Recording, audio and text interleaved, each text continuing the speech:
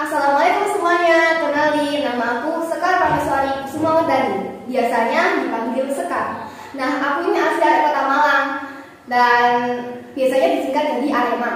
Nah, pada kesempatan kali ini aku bakal buat video podcast yang pastinya bakal seru banget karena aku bakal didampingi oleh salah satu siswi dari SMP Aisyah Boarding School Malang dan sekarang siswi itu udah ada di sebelah kiri saya. Dan say hi. Hai, nama aku Alia Nabila Umairah dari kelas 9. Di sini aku menemani atau sekaligus menjawab pertanyaan-pertanyaan dari sekarang. Oke, kita bakal bahas apa nih enaknya? Gimana kalau Sirah Nabawiyah aja?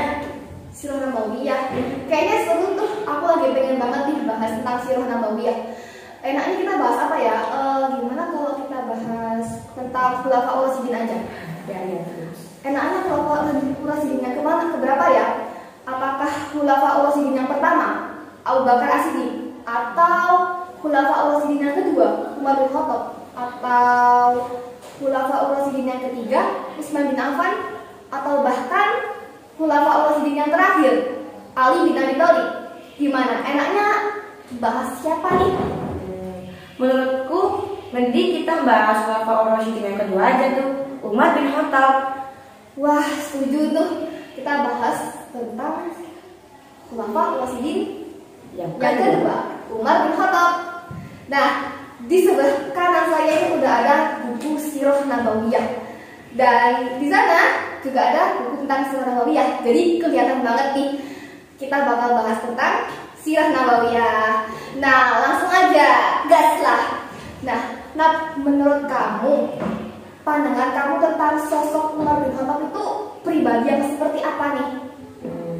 Kalau menurut Al-Nab sendiri ini, Umar bin Khattab itu adalah sosok yang biasa disebut dengan Al-Faruq karena dari sifatnya, ketegasan dari sifatnya dan teguhnya dalam pendiriannya. Dia juga diberi amanah untuk menjadi Khulafaur Rasyidin, pemimpin pengganti Rasulullah setelah wafat. Selain itu, Umar bin Khattab juga mempunyai sifat keras dan tegas.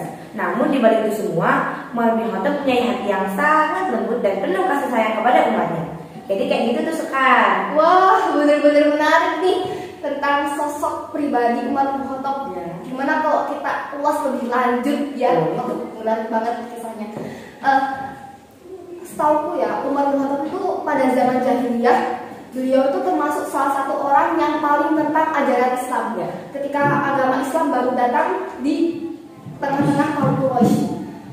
Kenapa waktu itu Umar bin Khattab sangat menentang dan menolak agama Islam?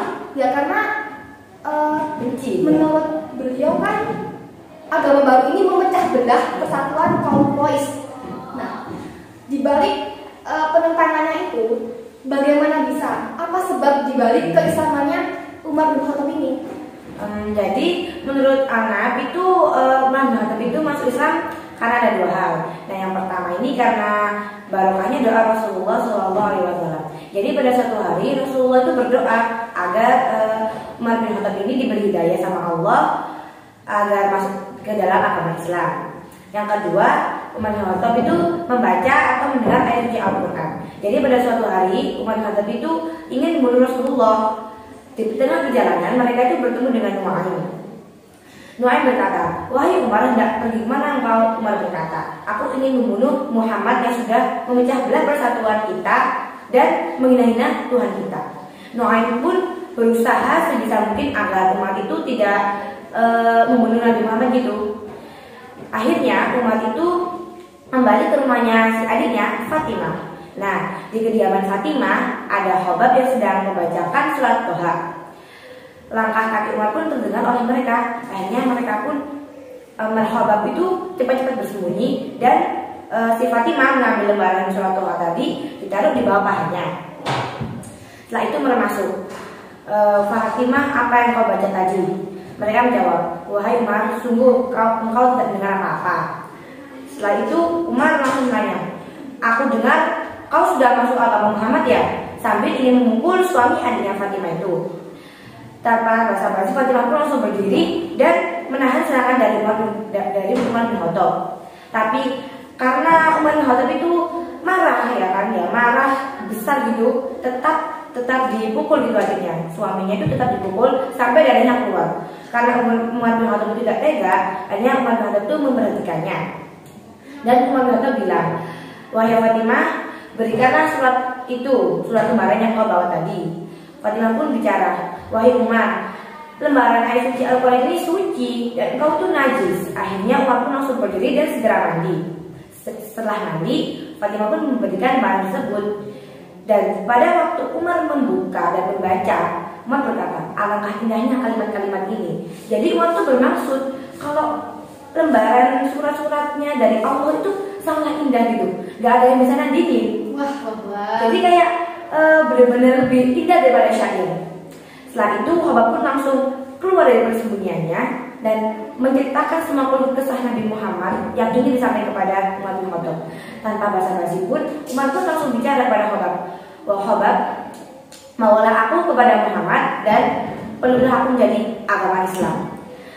Seisi rumah Fatimah pun gembira karena mendengar kabar tersebut. Akhirnya Khabbab pun membawa Umar ke rumah Nabi Muhammad dan disampainya rumah Nabi Muhammad, Umar pun dibacakan syahadat dan dia sudah masuk Islam. Jadi kayak gitu.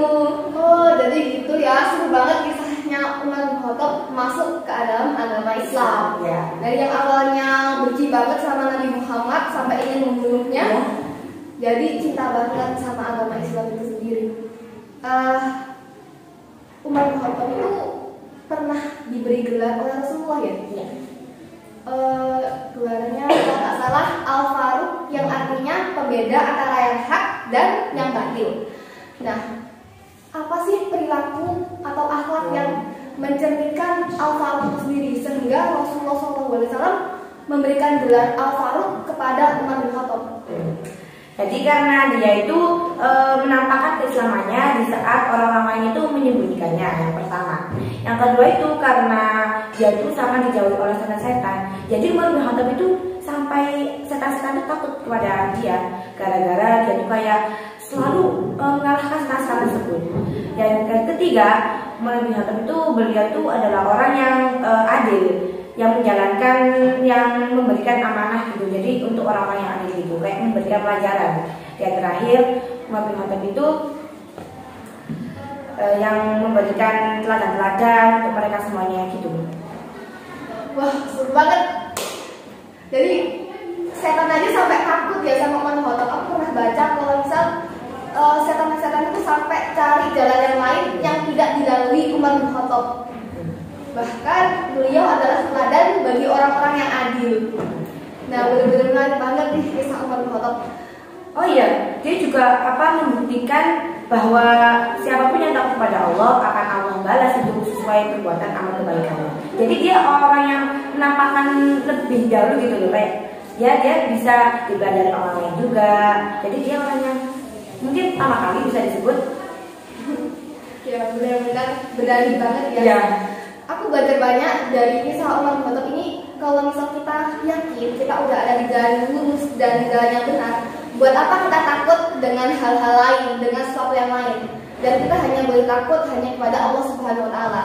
Dari Umar bin Khattab ini aku belajar itu, guys. Buat kita tuh yakin, berani, dan percaya bahwa kita udah ada jalan yang benar. Buat apa kita takut? Kita udah ada di jalan yang lurus.